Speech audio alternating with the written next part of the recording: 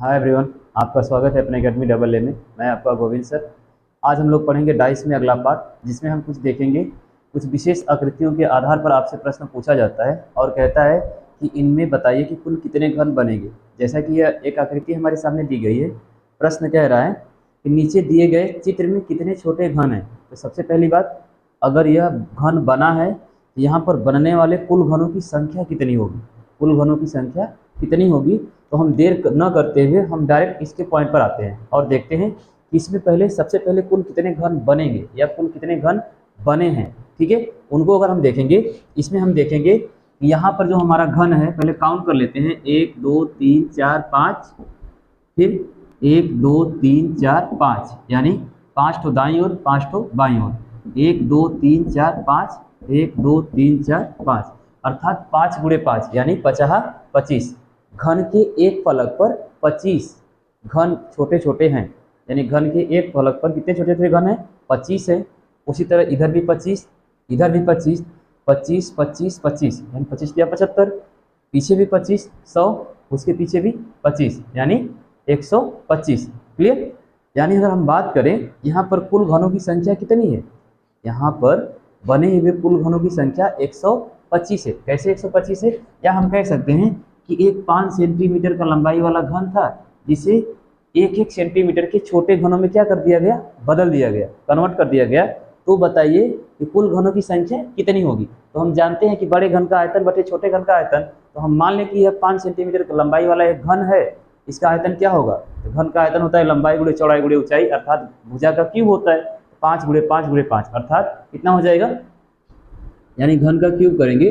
अगर हम मान लें कि माना 5 सेमी लंबा क्या है, लंबा घन है। क्या है भाई, घन, जिसे 1 सेंटीमीटर में बदल दिया गया, जिसे 1 सेमी लंबाई वाले 1 सेमी लंबाई वाले घन में बदल दिया गया। ठीक।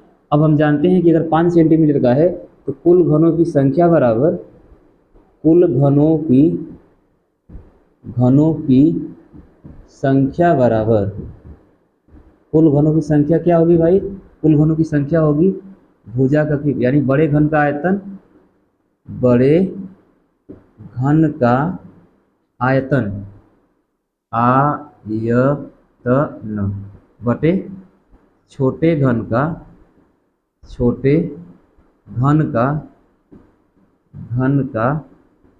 आयतन।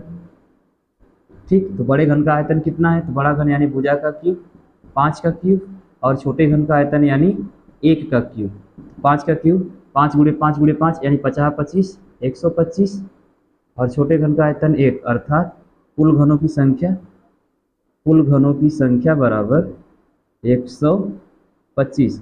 कुल घनों की संख्या कितनी है, 125। क्लियर। यानी यहाँ पर जो बनने वाले घनों की संख्या है कितनी है, टोटल घनों की संख्या है 125, यानी कुल 125 घन क्या है यहाँ पर बने हुए हैं। ठीक, लेकिन कह रहा है कि नीचे दिए गए चित्र में कितने छोटे घन हैं। अगर आप ध्यान से देखें, इसमें अगर ध्यान से देखिए, ठीक है, अगर ध्यान से देखेंगे तो इसमें कुछ घन जो है अंदर की ओर दबे हुए हैं, यानी गड्ढे टाइप के नजर आ रहे हैं। एक यहाँ होगा, दूसरा यहाँ होगा, तीसरा देखिए यहाँ पर एक कॉर्नर नजर आ रहा है ना, यानी जस्ट इसके पास है, इस दीवार के पास में, यानी तीसरा यहाँ होगा। उसी प्रकार एक यहाँ, 2 यहाँ, तीसरा इस कॉर्नर के यानी इस जस्ट इस दीवार के नीचे है। यानी 3 इधर 3 इधर, अर्थात 3 तरीके 9, 3 दाईं ओर 3 बाईं ओर, यानी 3 तरीके कितने हो गए, 9। यानी 9 घन इसमें से क्या है, एक सतह में से गायब है, यानी ऊपर वाली फलक में से 9 घनों को क्या कर लिया गया है, हटा दिया गया है। टोटल घनों की संख्या कितनी है, 125। टोटल 125 घनों में से 9 घनों को अगर हम माइनस कर लें, 9 को क्या कर लें, माइनस कर लें, -9 कर दें, तो कुल घनों की संख्या कितनी हो जाएगी, 116। अर्थात इस प्रश्न का जो आंसर होगा, इसका जो आंसर होगा वो कितना आएगा, 116।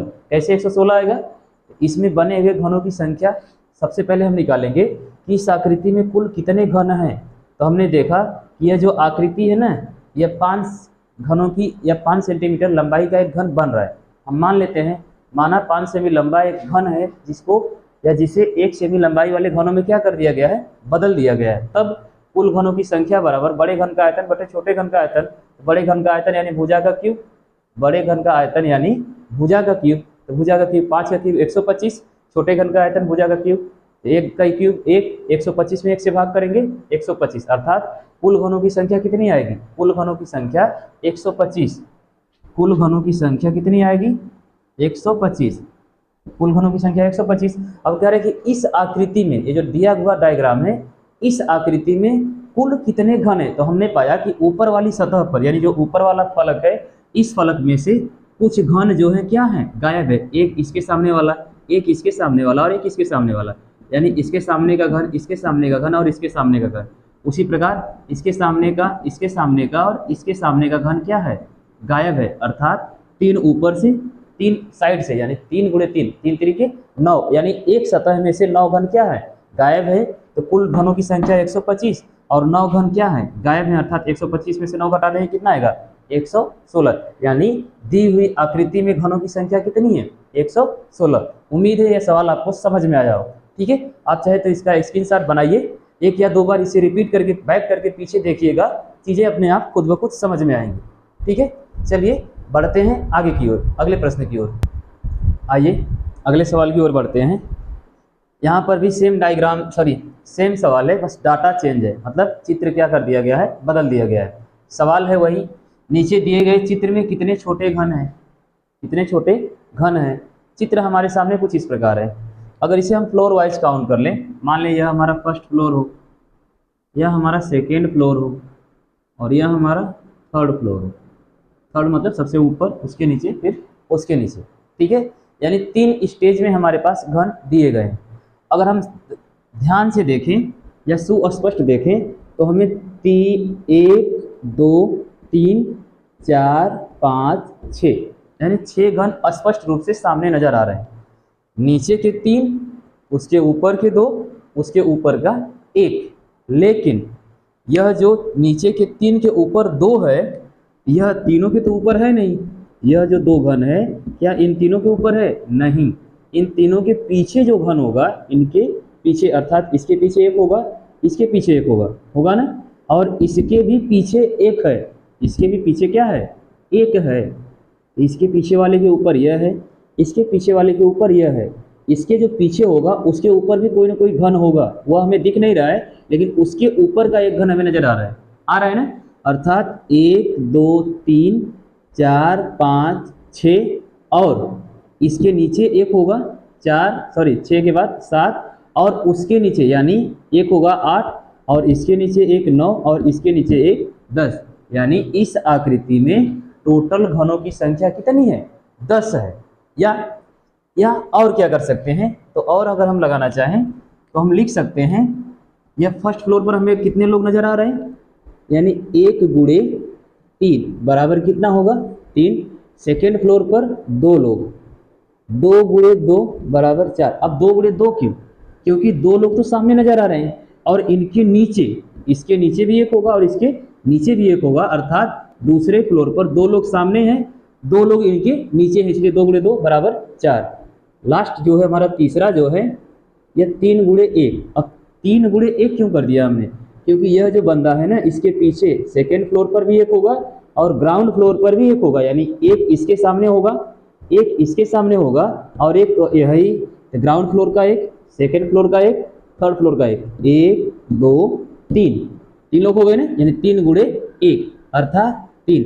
सबको प्लस कर दीजिए, 4 3 7 3 10, यानी कुल घनों की संख्या कितनी, 10। कितनी भाई, 10।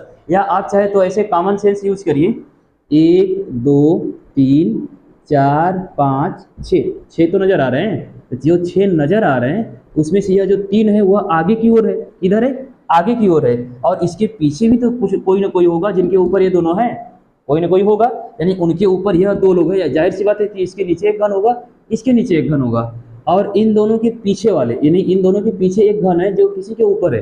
तो जाहिर सी बात है इन दोनों के पीछे भी कोई ना कोई 1 घन होगा। तो क्या उस घन के नीचे कोई घन नहीं होगा, ग्राउंड फ्लोर पर होगा।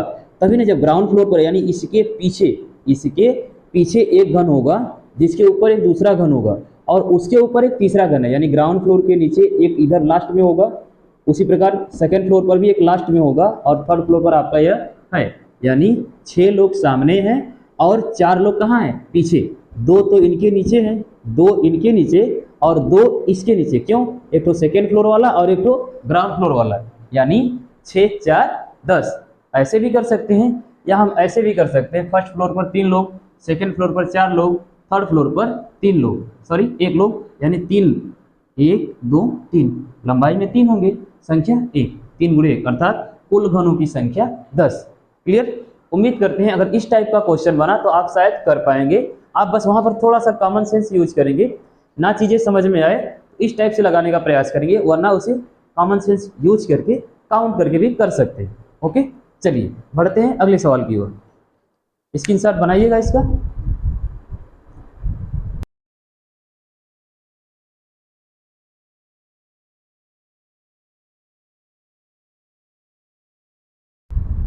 आइए अगले सवाल की ओर बढ़ते हैं, देखते हैं अगला सवाल क्या कह रहा है। कह रहे 27 घनों को व्यवस्थित कर एक ब्लॉक बनाया जाता है, तो ऐसे कितने घन हैं जो चारों तरफ से घिरे हुए हैं? अर्थात करेक्ट 27 घनों की सहायता से ब्लॉक बनाया जाता है। ब्लॉक बना दिया, पूछ रहा है कि इसमें वह कौन सा ऐसा घन होगा जो चारों दिशाओं से क्या होगा? घिरा होगा, यानी एक घन ऐसा होगा जो चारों तरफ से क्या होगा? घिरा होगा। ऐसे घनों की संख्या कितनी है? सबसे पहले हम देखेंगे कि यह जो हमारे पास ब्लॉक बना है यह कितने घनों से मिलके बना है। कितने घनों से मिलके बना है? तो हमने पाया यह जो हमारा ब्लॉक बना है, यह जो ब्लॉक बना है यह 3 सेंटीमीटर लंबाई वाला है, 3 सेंटीमीटर लंबाई वाला है, अर्थात 27 घनों की सहायता से यह मिलके बना है। 27 घनों की सहायता से मिलके बना है, जिसके ऊपर की एक सतह पर, यानी यह वाला जो फ्लोर है, यह वाला ऊपर वाले सतह को हटाएं तो ऊपर वाले फ्लोर में कितने हैं? 3 6 9, 9 इधर है।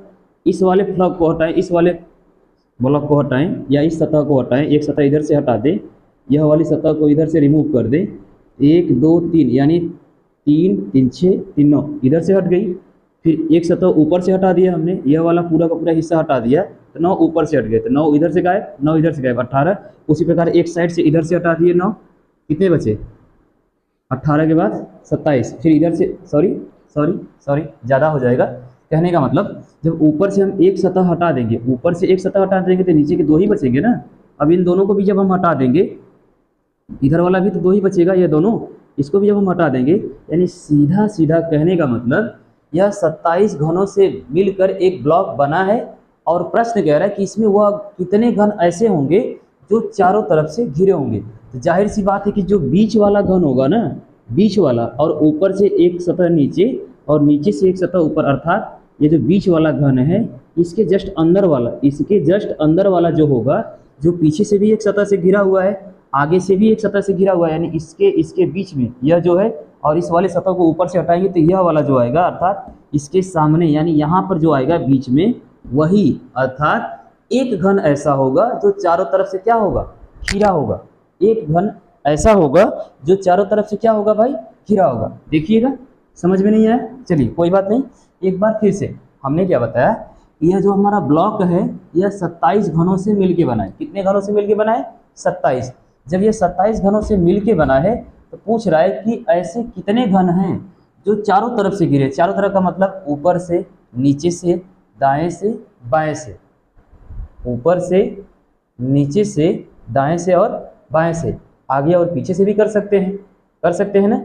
चारों तरफ की केवल बात कर रहा है। कितने तरफ की? चारों तरफ की बात कर रहा है। तो जब 4 तरफ से लेंगे, अगर हम ऊपर वाले किसी एक, मान लेते हैं इस बीच वाले को पकड़ लिए, आगे से भी घिरा हुआ है, पीछे से भी घिरा हुआ है, इधर से भी घिरा हुआ है, इधर से, 4 दिशाओं से घिरा हुआ है ना, यानी एक यह हो गया, एक इसके नीचे होगा, लेकिन वह 4 दिशाओं के अलावा 6 दिशाओं ऊपर और नीचे से भी घिरा हुआ है। क्या उसे काउंट करेंगे? इसमें केवल 4 दिशा की बात कर रहा है, तो 4 दिशा की बात करेंगे तो एक घन यह होगा जो 4 दिशाओं से घिरा हुआ है, एक घन यह होगा जो 4 दिशाओं से घिरा हुआ है, और एक घन यहाँ होगा जो 4 दिशाओं से घिरा हुआ है। 1 2 3 हुए, इसी के पीछे 3 भी होंगे, यानी इसके नीचे भी एक, इसके सामने भी एक और इसके पीछे भी एक, यानी 3 3 6 घन ऐसे हो गए जो चारों दिशाओं से घिरे हुए हैं, लेकिन इनके बीच में, इसके किनारे बीच में, इसके बीच में और इसके बीच में जो एक घन ऐसा होगा जो 6 दिशाओं से घिरा होगा, ऊपर से भी, नीचे से भी, दाएं से, बाएं से, आगे से, पीछे से। यानी एक घन ऐसा होगा, एक घन ऐसा होगा, एक घन, सॉरी घन लिख रहे हैं, घन, एक घन ऐसा होगा, ऐसा होगा जो 6 दिशाओं से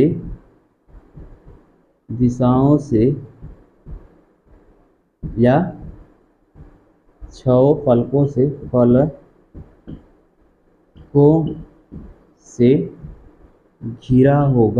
घिरा होगा, कितने घन होंगे? एक घन ऐसा होगा जो 6 दिशाओं या 6 फलकों से घिरा होगा। ठीक है, लेकिन क्वेश्चन कह रहे हैं कि चारों तरफ से, तो चारों तरफ की बात करेंगे तो यह दायां, बायां, आगे, पीछे हो गया, आगे, पीछे, दाएं, बाएं, दाएं, बाएं, आगे, पीछे। यानी एक यहाँ, 2, 3 इनके पीछे, यानी 6 घन टोटल। कितने? यहाँ पर नंबर ऑफ 1 है, यहाँ पर 6 हैं। कितने हैं भाई? 6 घन ऐसे हैं जो चारों तरफ